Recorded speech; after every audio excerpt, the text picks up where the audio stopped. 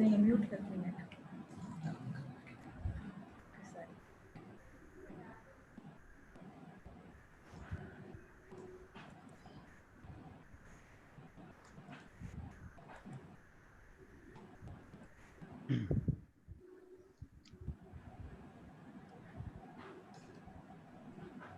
A very good evening to all of you. Now I am going to introduce our next. His talk is on photophysical and photochemical properties of selected tetrapyrrolic macrocycles. Dr. Paul Cesar Piccioni is presently working as a professor in the Department of Physics at Federal University of Santa Maria, Brazil. His research area includes condensed matter physics, solid state physics, and molecular physics. His work also focuses on computer simulation, allowing to perform virtual experiments where some conditions inaccessible to the experimentalists can be pursued. In his studies, he studied the properties of new materials following cheap prospection of their features and feasibility. So on, he has more than 1600 citations for his publications and H index of 21. Now I am requesting to Dr. Paul kindly proceed for his presentation.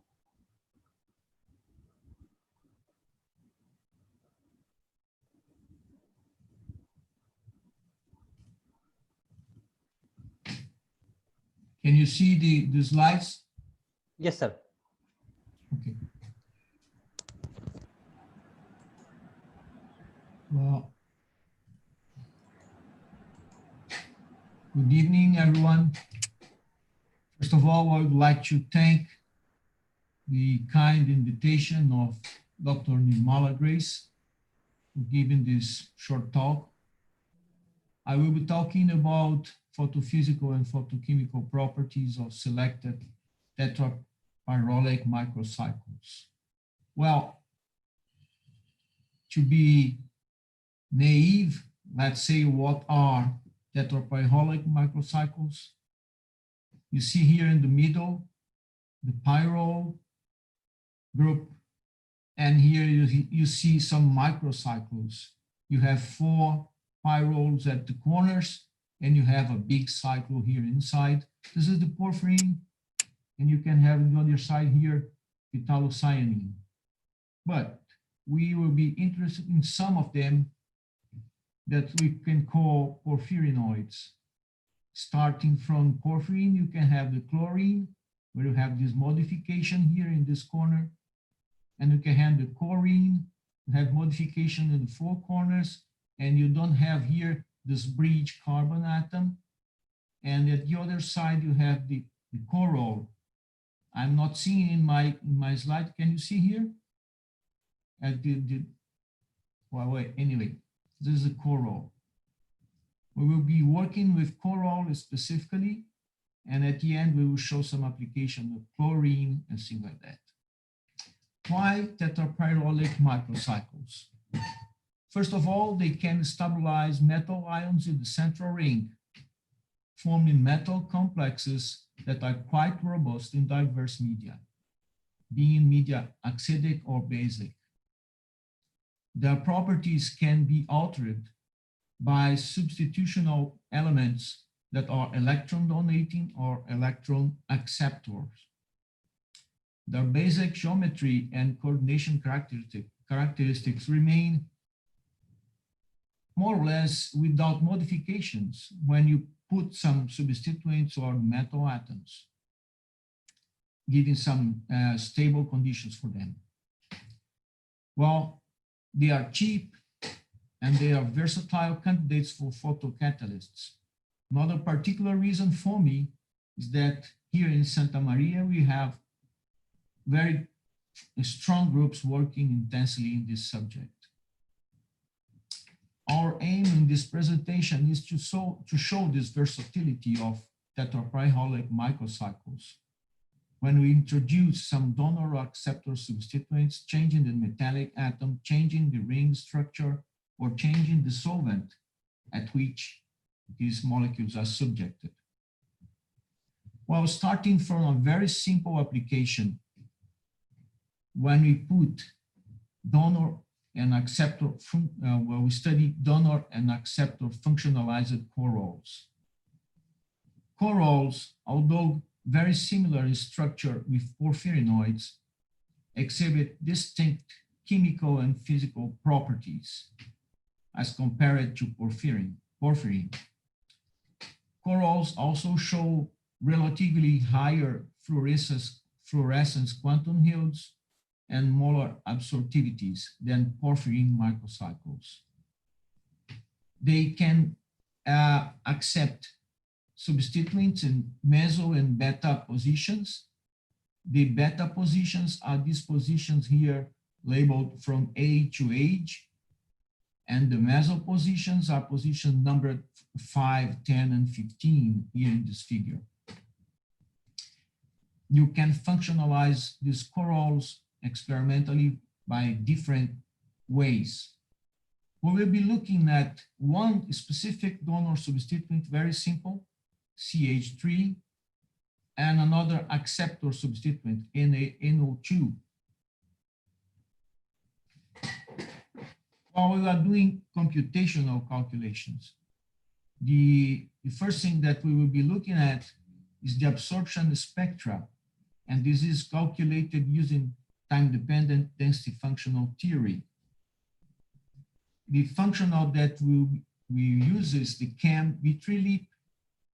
It's long range and also very used B3LEAP functional.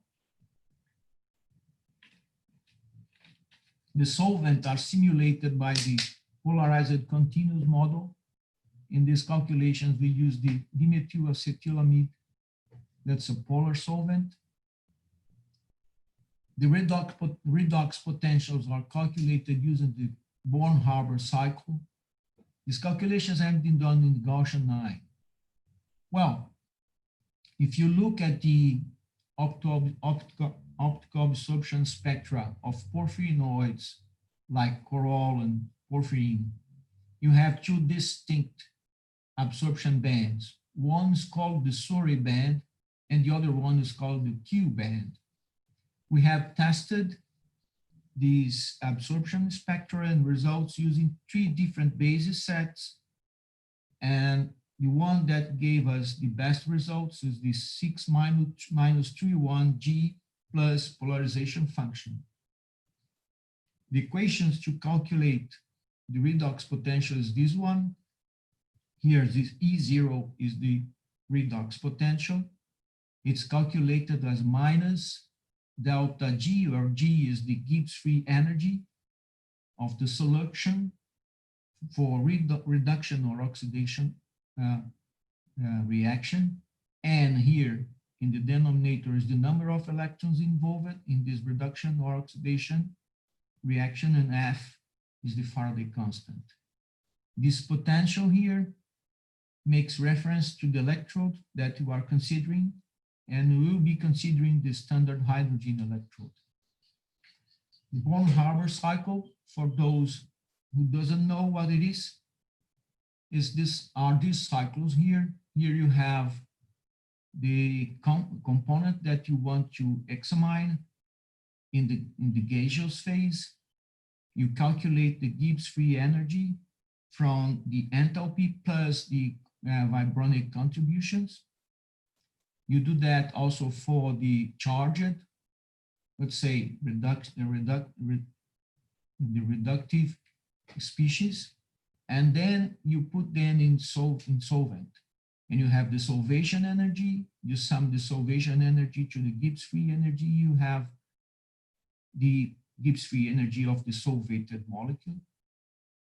This for the neutral and for the negatively charged in case of reduction. And here you have the delta G. Well, anyway, looking first at the absorption spectra, here we have the 2 sets of absorption spectra for the meso substituted donor substituent and the beta substituted donor substituent. One thing that we can see is that the Q bands, these bands here, are clearly dependent on the substitutional position. but the behavior is different depending on the substituent. You see a red shift for the meso substitution. Here's the black one is the corrole without substituents, and this red, green, and blue are the absorption peaks for the substituted corroles. And on the other side, if you look at the substitution in the beta position, you see a blue shift in the Q region, not only in the Q band, but also in the SORE band. Well, this shows how it changes the flexibility. And if you put now the acceptor substituent, the absorption spectra of that, what do you see is the appearance of additional peaks here and the region from 400 to 500 range of the spectra. It means that it increases the range of absorption of these materials, making them applicable for harvesting of solar energy. And you also see here an additional peak in 650, more or less. And this is interesting when you are trying to look for components that can be applicable for photodynamic therapy, because this range of frequencies is related with the therapeutic window. Well, if you look at the redox potentials for these two substituted corroles, you see that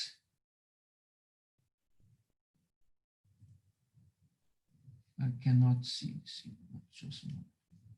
That the oxidation and reduction potentials are strongly affected by the NO2 substituents.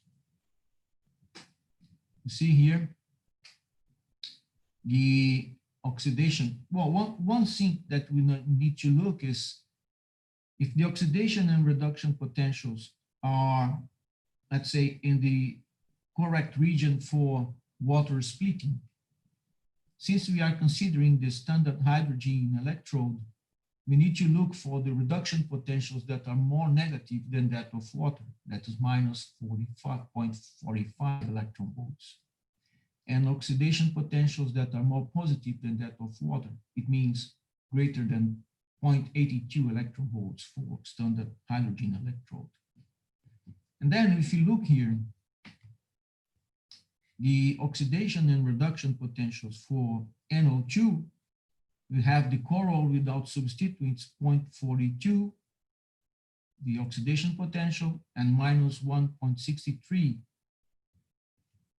And the average of the oxidation potentials for all the substitutions with NO2 is 0.85, more than the double. And here you have also the great change in the reduction potential. But this is not seen in the case of CH3. See, the average is the same of the corrole, and the change in the reduction potential is much lower. Well, the oxidation potentials of NO2 is systematically higher than that CH3. I will not show it here, but the meso-substituted NO2 system satisfy the condition for hydrogen and oxygen evolution reactions, taking part in water splitting process. Well, this very simple system shows that substitution can change a lot the physical and chemical properties. Let's see another application. The diodes made from corrole and fullerene. The corroles that we are talking about, they have trianionic nature due to the inner nitrogen protons. And it means that they have very different properties as compared to porphyrin. Well, we can change the properties by using acceptor or donor, as I said, and fullerene compared to NO2 that was an electron acceptor has a very high electronegativity and also strong absorption in ultraviolet and visible region and a small reorganization energy in electron transfer reactions. It means it's interesting to see what will occur when you attach fullerenes to corroles. Let's see that. The systems that we have studied are these 6 ones here. We have one fullerene connected to a beta position of the corrole. We call this system beta 1A. Here's the wrong bond. And you have the beta 1B connected here. The other systems are beta 2A and beta 2B, where you attach 2 fullerenes to the corrole in opposite position and adjacent position. And the other systems, and when you have a fullerene attached to a meso position. The absorption spectra of these systems are shown here for 2 different solvents and also in the vacuum. And you see that the substitution in the meso position do not change the absorption of the corrole. However, for the beta 2A and beta 2B, you practically have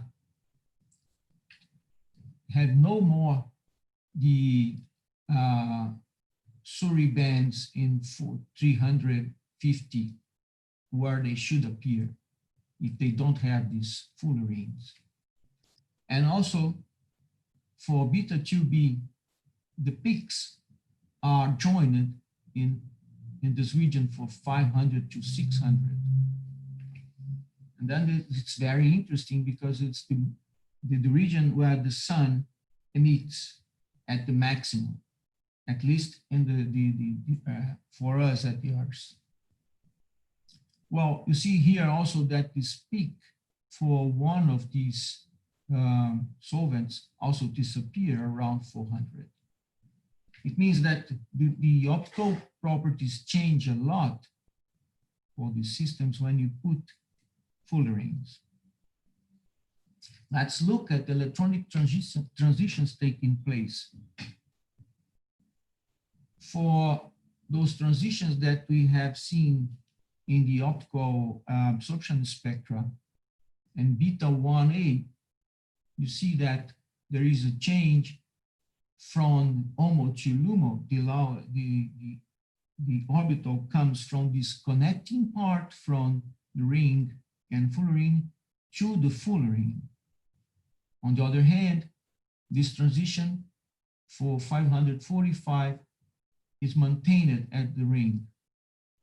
For beta 1B, you have another time this change from the ring to the fullerene. And again, for 500, 553 and beta 1B from the ring to the fullerene. Then you have 2 main kinds of natural transition orbitals involved in these electronic transitions. Transitions involving only pi orbitals in the microcycle and transitions from pi orbitals in the microcycle to orbitals in the fullerene. It means that you can have a charge separated states with corrole plus fullerene minus. It's very important for applications in solar cells or production of hydrogen. The same thing you can see for beta 2A and beta 2B. You have also these transitions from pi to pi inside the microcycle, but you have also transitions from the microcycle to the fullerene, as you can see here. If you consider now the meso A and meso B, you have mainly transitions inside the microcycles, because these spacers that appear here tends to inhibit transitions from the microcycle to the fullerene. This was also observed by our group when we have studied porphyrines connected to this kind of ligands. Here we have ferrocene molecule that's highly electronegative. And here you see the orbital excitations. You see that all the excitations involve only the microcycle. These molecules here are also applied for photodynamic therapy. Here we are showing which are the intersystem crossing rate, internal conversion rate, and fluorescence rates.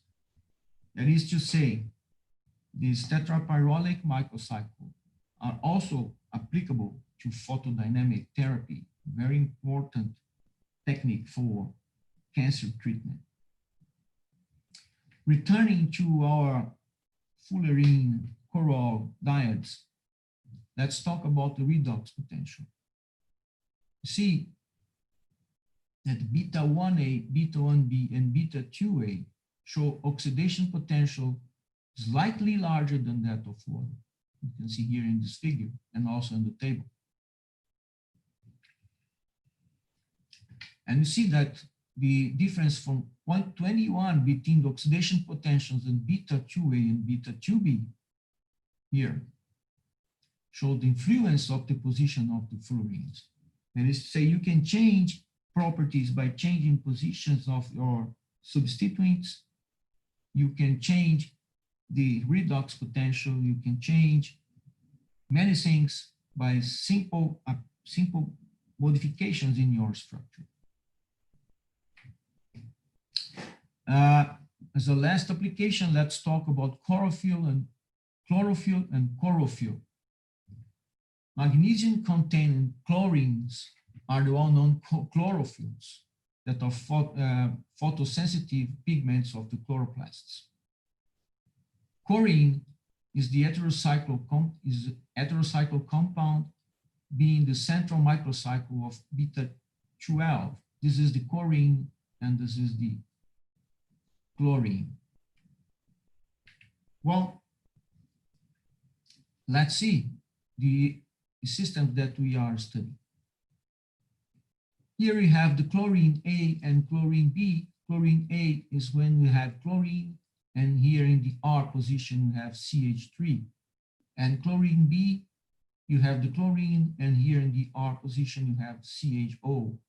The same thing for the, when the cyclo is the corrol, and we used to call this system as chlorophyll. This is the chlorophyll when you have the magnesium atom here, but we are calling chlorophyll when you have the corrol ring here and the same group attached to this position.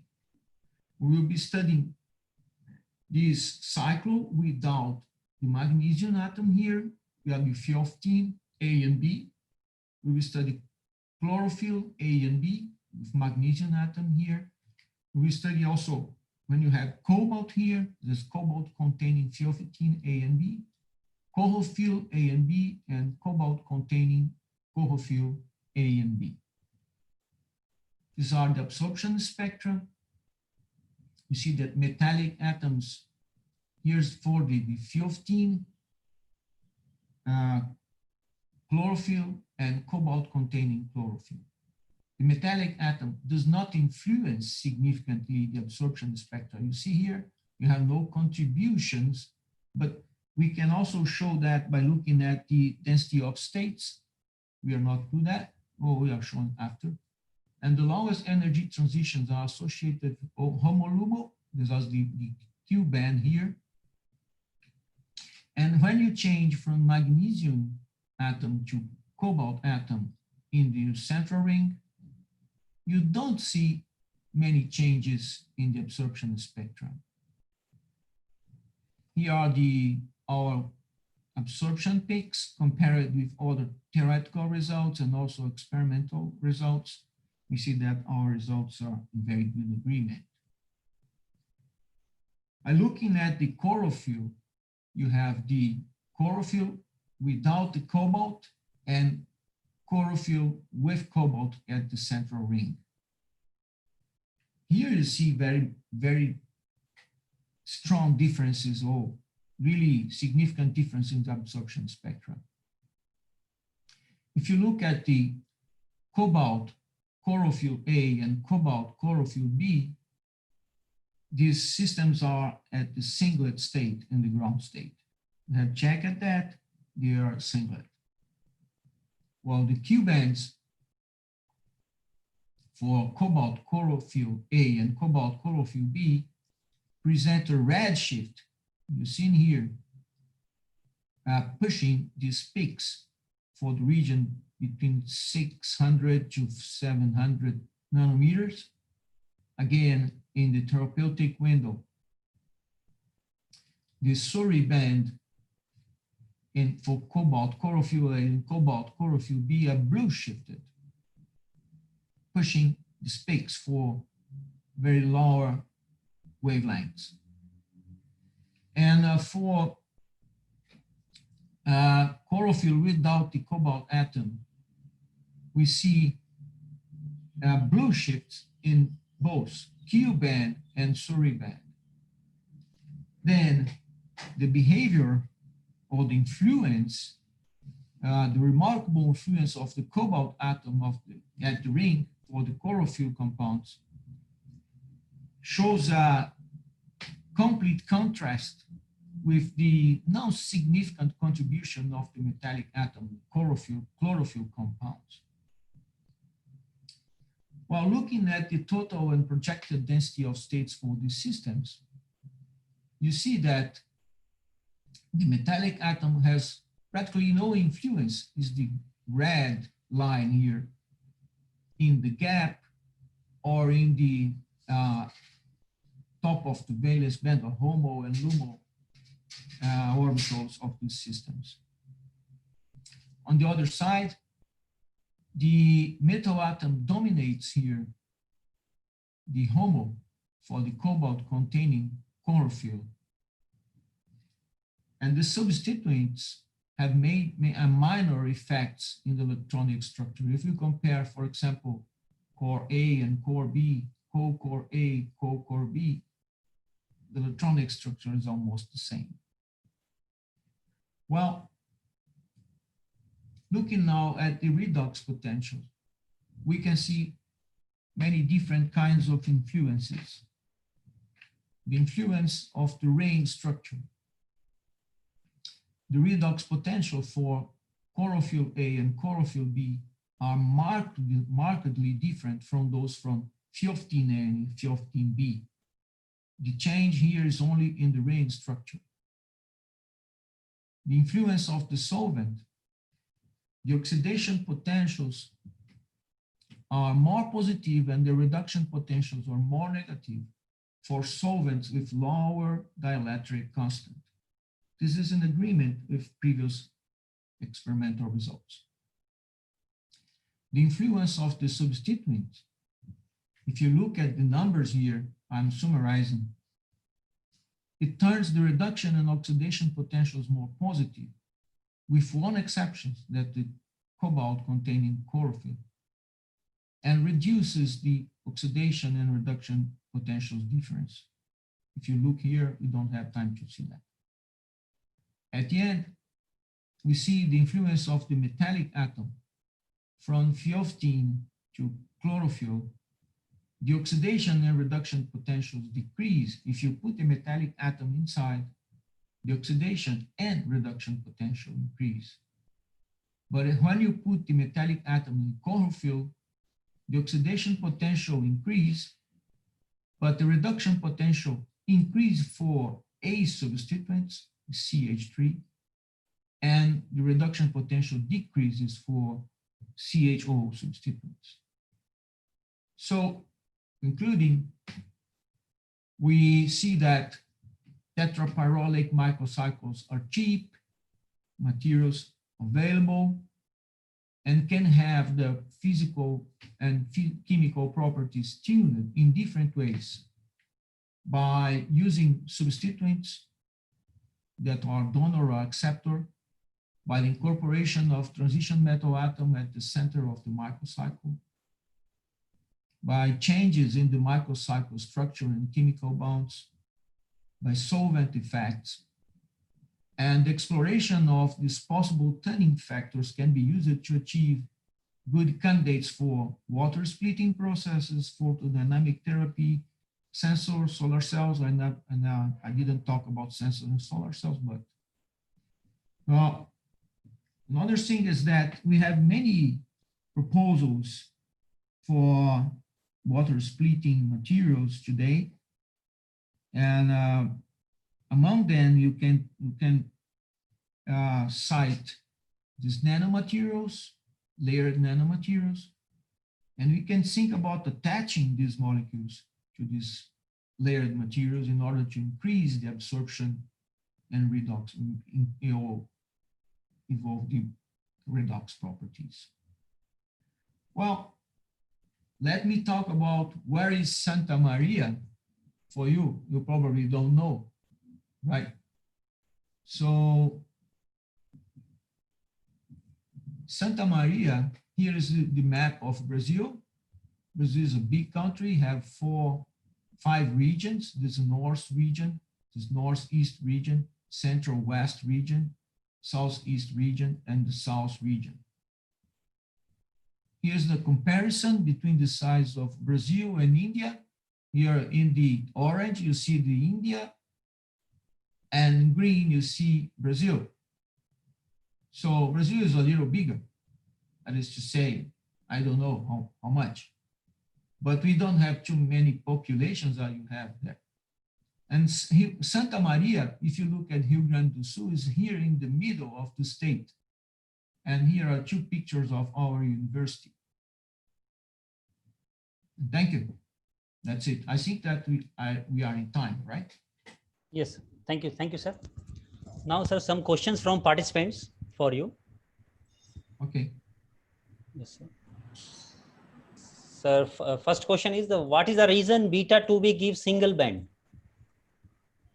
Sorry, could you repeat? Sir, what is the reason beta 2b gives single band during substitution? What's the reason for that? Yes, sir.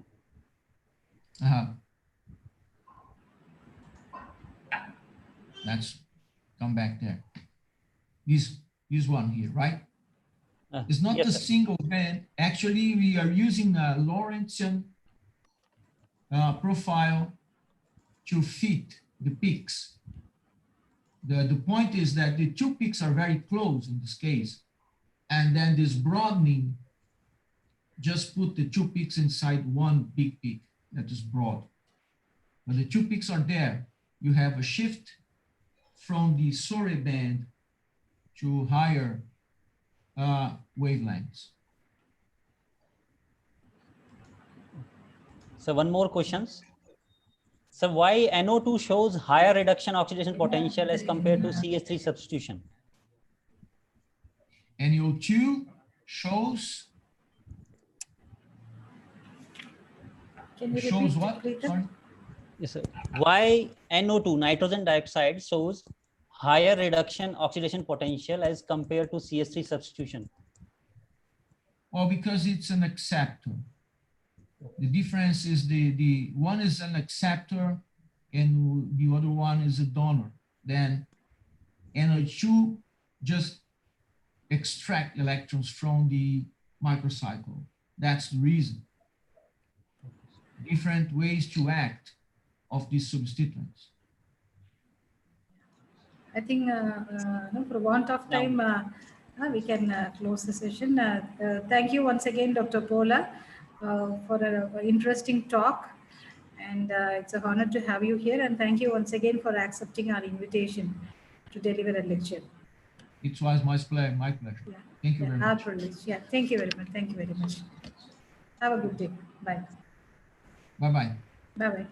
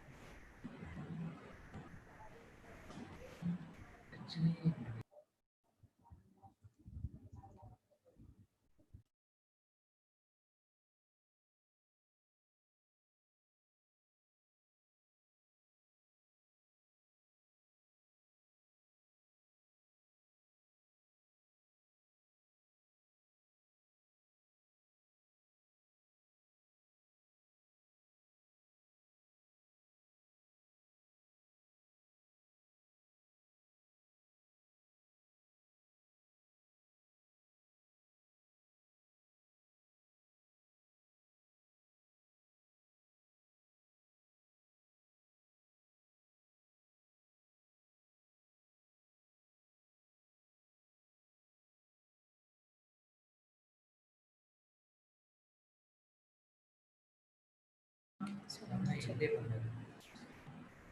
Hi there, Grace. Hi. Hi. I'm unable to see you. You can't see me? Okay, I think Professor George is. Yeah. Hi, Johnny. Hi there. Hi. How are you? I'm very I'm happy to see that you are very active all the 3 days. Yes, well, I tried. Thanks for supporting our event.